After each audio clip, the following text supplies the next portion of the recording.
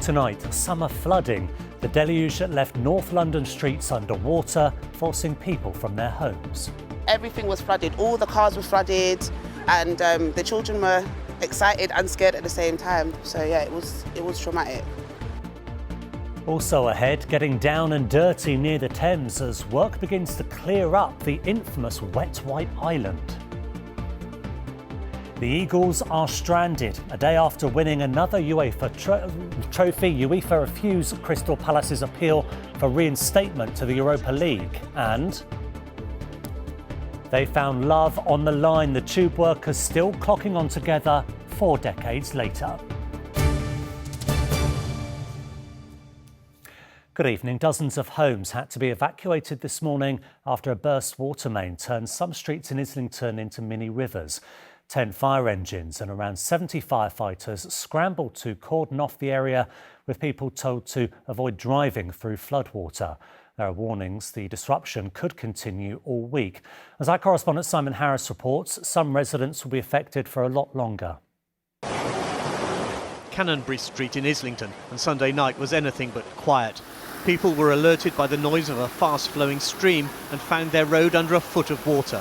Everything was flooded, all the cars were flooded, and the children were excited and scared at the same time. So yeah, it was traumatic.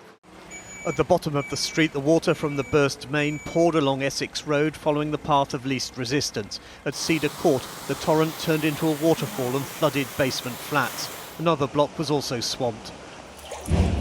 Holly had only just moved into her downstairs apartment. Her wooden floor and her furniture are ruined. Probably around 11:30 I started having water seep into my floor, and the pipe wasn't shut off until around 2 a.m. So I then had water coming in for the next sort of 2 hours. By the time the pump was shut off, I've got 6-7 inches of water. Cars were also casualties. Absolutely covered. I think it's a write-off. Unfortunately, it was in the midst of where I usually park, in the residence parking permits. 10 hours after the burst, there was still a steady flow of water along Canonbury Street. The culprit was a 3-foot diameter water main. The cast iron pipe is thought to be around 100 years old. Engineers won't know for sure what caused the fracture until they can take a closer look at it. But the heatwave may have been a factor. In hot weather, the water pressure is often turned up to cope with increased demand, making any fragile pipe potentially more vulnerable. First of all, I'm really sorry for what's happened to the people who've had their lives turned upside down by this. I went down to visit one of the customers before, and it's devastating. And that's why we're working so hard to replace our water mains across London to try and prevent this sort of stuff happening again. But Thames Water's critics accuse the company of being a repeat offender in Islington. This burst in 2022 closed a leisure centre. Another in 2016 flooded homes and shops. This is yet another example of the classic failure of Thames Water to invest in infrastructure, to invest in maintenance. We're seeing this far too often in Islington. We've had other disastrous floods. It's not clear when people living in Cedar Court will be able to move back in. They were taken to a rest centre where they were given snacks and water, and then after we worked with Thames Water to ensure that they were accommodated into hotels. Thames Water said it could be 2 weeks before the main is fixed and the road reopened. Simon, it looks like people are going to be feeling the effects of this for quite a while yet. Yes, Duncan, when this high-pressure main ruptured last night, it wasn't just water which cascaded down the road, but tarmac and rubble from the hole in the road. Now, while some of that, not all of it, has been cleared up, residents living in Canonbury Street face disruption for possibly days. Thames Water says it will work around the clock to repair the pipe. That could be noisy at times, but until that's done, this road will remain closed. Now, for those people who've lost their homes, been made homeless by this, we know from previous floods that it can often be months before they're able to go home. And for those people unlucky enough to park their cars in Canonbury Street, they now face claims on their insurance. The good news is, though, that water supplies which were disrupted have now been restored. Simon in Islington, thank you. 2 months on from the Air India disaster, a grieving Londoner whose parents died in the crash has told ITV News London he's still seeking answers from authorities. Miten Patel says there's next to no communication and zero accountability. He told us there is not a day that goes by that he doesn't think about his mum and dad, Ashok and Shabana. Miten's been speaking to our reporter, Kafo Patta. In June this year, disaster fell from the sky. Over 200 families lost relatives on board the London-bound Air India flights, each pain individual. I'm Miten Patel. I'm the eldest son of Ashok and Shabana Patel. Miten's parents were on board the Dreamliner when it crashed, a day which turned into a living nightmare for their firstborn son. We were supposed to be celebrating our wedding anniversary. It was our wedding anniversary on the 12th of June. So everything was supposed to be so beautiful when they come back, but nothing could happen. Instead of even celebrating it, we were more concerned about, is there any positivity in this at all? Especially when you see the survivor come out, you think, okay, there might be some hope, but by the end of the day, we knew this is not going to go the way we'd like it to go. As it stands, approximately 12 British victims have been repatriated to the UK. It's a process that's meant to help their families say goodbye. But in Miten's case, it's only exacerbated his grief. Indian governments, they've said that they handled the bodies of those involved in the crash with the utmost care, the utmost respect.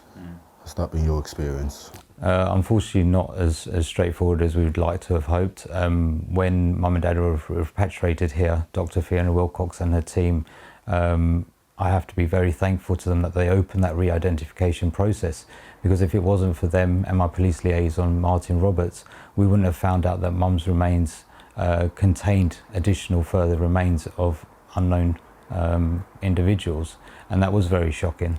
A preliminary investigation found fuel control issues caused the crash. Beyond that, Miten says there's been little to no communication, no accountability. There just doesn't seem to be any proper information given to us.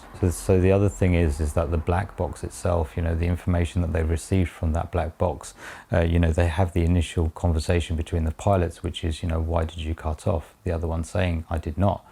But then after that, where is the information until the Mayday call?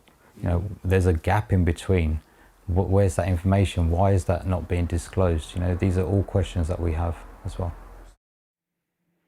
Kath, Miten mentioned the black box there. Why is it taking so long to get answers? Well, there are two main sets of data which are being analysed from the black box. That's the CVR, the cockpit voice recorder, and the FDR, flight data recorder, which basically memorises every switch which was flicked, every alarm which went off, basically every single minute behaviour from the aircraft. Now, both of these contain timestamp data of all of the plane's flights. They're not necessarily in sync, and that's what's happening now. Investigators are synchronizing the audio from the CVR with the FDR so they can know exactly what happened when the plane crashed. This process, Duncan, has been taking place since the 24th of June. The Indian government says it's long, it's meticulous, and could take up to 12 months. OK, a long wait for people back here. Kath, thank you. A man has been charged with the murders of a father and son in Bermondsey. Terry and Brendan McMillan were stabbed to death in Long Lane on the 28th of July. A 47-year-old man was also stabbed and badly injured. 31-year-old Hassan Kevik has also been charged with grievous bodily harm and possession of an offensive weapon. A court has heard a suspended Labour councillor describe far-right protesters as disgusting Nazi fascists and said we need to cut all their throats and get rid of them all. 58-year-old Ricky Jones from Dartford is on trial at Snaresbrook Crown Court, charged with encouraging violent disorder during an anti-racism protest in Walthamstow last August. He denies the charge. Next tonight, temperatures are rising in the capital again with the fourth heatwave of the summer on the way. The UK Health Security Agency has issued heat health alerts beginning tomorrow morning into Wednesday. Helen Keenan is in Victoria Park in Tower Hamlets for us. So Helen, hot and getting hotter. It really is. In fact, it's still pretty warm here now, and people are really taking advantage of that here in Victoria Park, whether they're running, cycling, or even going out on the boats behind me. And in fact, yes, it is just going to get hotter. We're going to see London getting ready for its fourth heat wave of the summer. So if you're already finding it hot and humid, I'm afraid it's just going to get a little bit more uncomfortable for you. So London's heat health alert has now been upgraded. So these alerts have been issued across England, starting from tomorrow morning and lasting until Wednesday evening. Now, while most of the country will reach temperatures of around 24 to 30 degrees, in London it's expected it could reach up to 34 degrees. Now, the capital is one of 5 areas that has been upgraded from yellow to amber alerts, and that means temperatures could go so far as to cause travel disruption or indeed increase demand on health services. So there are warnings in place, of course, to wear sunscreen, drink plenty of water and stay out of the heat when it's at its hottest. Now, temperatures are likely to be high, but they are currently expected to not beat the UK's hottest day of the year so far, which stands at 35.8 degrees, but they won't be far off. All right, the forecast in a few minutes. For now, thank you very much, Helen. Now, there was some real dirty work in Hammersmith today, and not for the faint-hearted. The task began of removing an enormous mound of congealed wet wipes, enough to fill 2 tennis courts and the weight of 15 double-decker buses. It's even got a nickname, Wet Wipe Island. But the plastic can harm wildlife and affect water quality. That part of the river is an exit point from the sewage pipe, so keeping it clear is no easy task, but work is underway to change that, as Carolyn Sim reports. From a distance, it looks like part of the river, but get up close and a tangled, revolting mess is revealed. 180 tonnes of congealed wet wipes have formed an artificial bank here, the size of 2 tennis courts. Now, work has finally begun to get rid of the so-called Wet Wipe Island. Diggers are scraping away the junk while preserving the silt that makes up the natural riverbank. The technique is called rake and shake, and the idea is that we're raking the wet wipes up, shaking them, so letting everything that's kind of the silt from the foreshore, any invertebrates fall off of it so that it stays in the river ecosystem, and just taking out the debris that is harmful to the river ecosystem. Campaigners from the group Thames 21 have been monitoring the island for years. You can see how disgusting it is. These wet wipes are coming through the sewage system and into our rivers.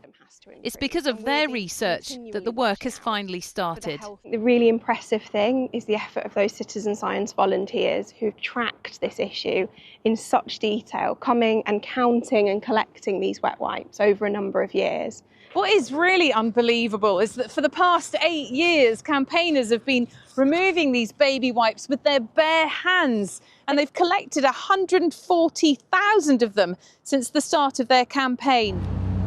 It will take at least a month for this excavation, which is timed to coincide with the opening of the Thames Tideway Tunnel, new infrastructure to reduce sewage discharges. Why is it taken till now? It's taken till now because the Thames Tideway Tunnel is literally just finished. It's the 3rd phase of 3 phases of improvement works that Thames has been doing on the River Thames, in order to improve the conditions in the River Thames for the river health.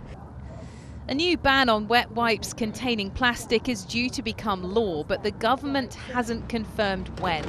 But campaigners don't want any kind of wipes being thrown down the toilet to give our river a chance to finally get clean. Carolyn Sim, ITV News, Hammersmith. Still to come on the programme. From rush hour to crush hour, the couple who met while working on the Underground 4 decades ago.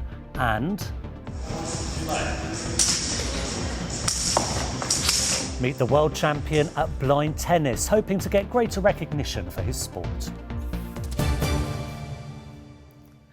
But first, it's been 24 hours of highs and lows for Crystal Palace fans. After yesterday's Community Shield win over Liverpool left them jubilant, this afternoon the Eagles were grounded. The club's been told by UEFA they will not be reinstated into this coming season's Europa League, despite their appeal. Playing in the competition was the prize they received for winning the FA Cup in May, a prize taken away when the sport's governing body found the club in breach of ownership rules. Anton Allen reports. who scores into the top corner. Crystal Palace can't stop winning the big games on the pitch, but in court they are not so successful. On Sunday at Wembley, the Eagles beat Premier League champions Liverpool in the Community Shield. The club's second trophy this year after they won the FA Cup. At the time, it earned them a place in Europe's second-tier competition, the Europa League. But today, the Court of Arbitration in Sport denied Crystal Palace's appeal against UEFA's decision to demote the South London club to the Europa Conference League.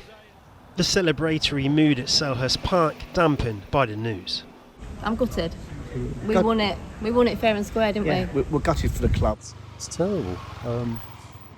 Totally illogical. We're new into Europe, so I actually don't mind going into the Conference League, but it's the fact that Nottingham Forest haven't won anything, now get to go into the Europa League. Just got to keep moving forward, keep with Palace. His cross is key. Eza is there! Since Crystal Palace won the world's oldest national football competition, Eagles fans have been protesting UEFA's decision. It's found Crystal Palace to be in breach of multi-club ownership rules.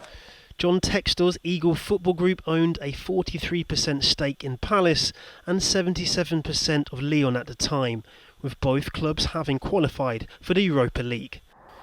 After UEFA's initial verdict in June, Palace launched an appeal with the Court of Arbitration for Sport, arguing Textor's influence was not decisive. CAS disagreed and pushed back on claims Palace had been treated unfairly. This football journalist says today's decision will be costly for the club and fans. I think the fans will move on eventually from this anger and this disappointment, which will linger for a while, I'm sure, but eventually I think they'll kind of get into the Conference League and feel like they want to go deep into it, almost as revenge, if you like, for what they consider to be an injustice. Despite today's decision, the legacy of Crystal Palace's FA Cup win can't be demoted. It will be celebrated by Eagles fans for generations to come. Antoine Allen, ITV News. Putney's Justin Rose continues to prove age is no barrier, becoming the oldest European winner on golf's PGA Tour.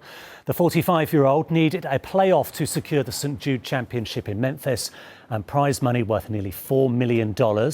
Importantly for Rose, it also puts him back into the world's top 10 and all but secures a 7th appearance at next month's Ryder Cup. Next tonight, a match made on the Met. Between them, Paul Spinks and Tanya Walker have worked together on the London Underground for a combined 95 years. It's where they met and where they fell in love.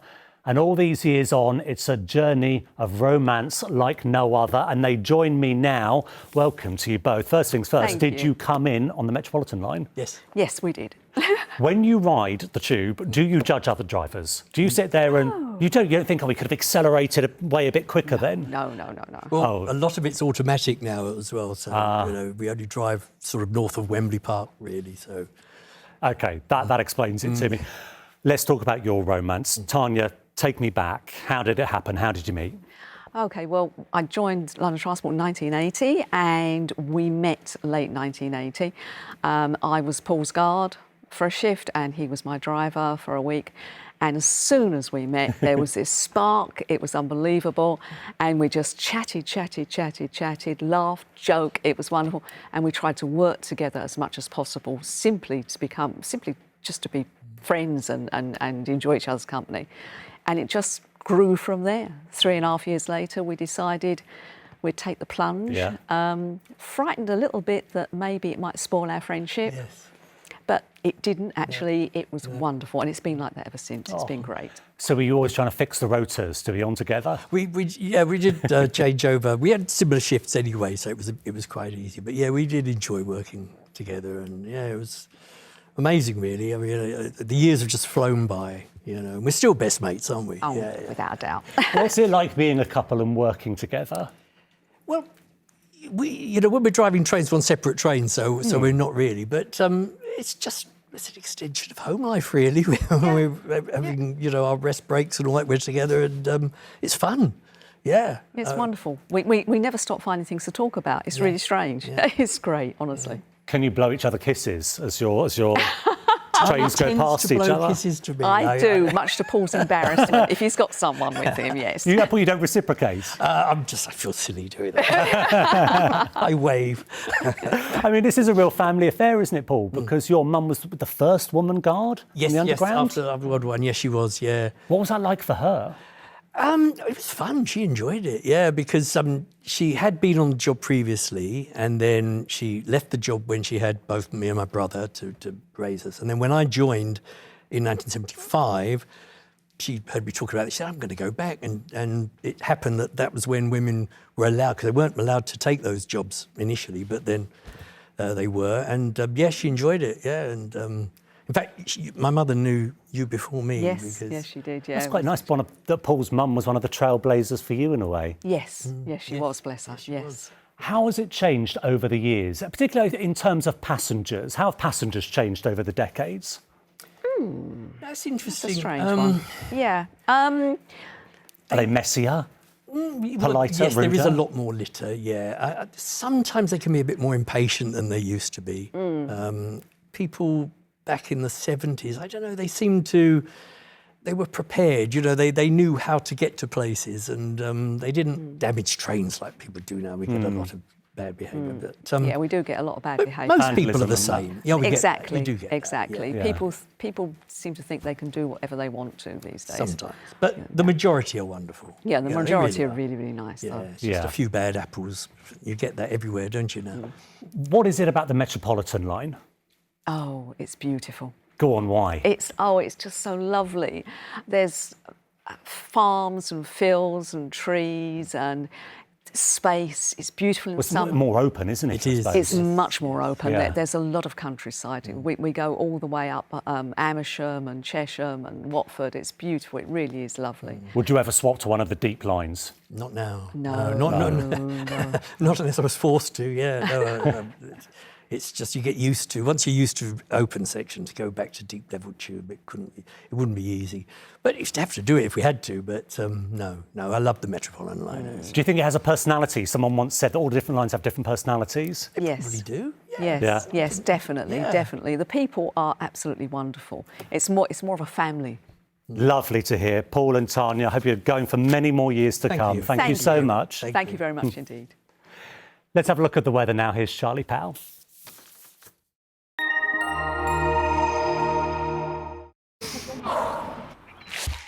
Come rain or shine, Octopus Energy sponsors ITV London weekday weather. Hello. So the rest of this week is shaping up to be pretty dry, pretty sunny, pretty hot as well. Some very high temperatures tomorrow, and just maybe the odd shower working its way through, probably more likely on Wednesday, because at the moment low pressure is kind of loosely in charge, and one area of low pressure that gets a bit closer to us over the coming few days just spawns this front here, and it's that could provide the focus for one or two showers later on Wednesday. But that's about as exciting as it gets, if temperatures don't excite you, that is. It's been pretty warm today. As we head through tonight, we'll see a bit more cloud and maybe one or two spits and spots of light rain, but for the most part it's quite quiet and it turns dry through the early hours. Temperatures only down to sort of between 17 and 19 Celsius. Warmest out towards the western side of London. Well, wherever you are, it's going to be a pretty uncomfortably warm night. And it sets us up for a fine day. Any remaining early cloud going pretty quickly, and then a lot of sunshine. A bit more of a breeze tomorrow coming in from the east and south. It's just pushing that heat that bit further west again. So it'll be the likes of Heathrow, Guildford, St Albans up to 33 or 34 Celsius. So even warmer than today. But thereafter it takes a little bit of a dip, but not for too long. But going back to the Atlantic, high pressure eventually does replace that area of low pressure and starts to become more of a dominant factor as we head towards the weekend. So we'll see a good deal more dry weather, we'll see light winds, good deal of sunshine, and temperatures after a little bit of a brief dip after tomorrow will then start to pick back up a little bit again. Just watch Wednesday later on. There might be one or two showers working their way through. Otherwise, it's pretty set fair. The winds are staying light, a lot of sunshine, and towards the weekend, we could be getting close to 30 degrees once again.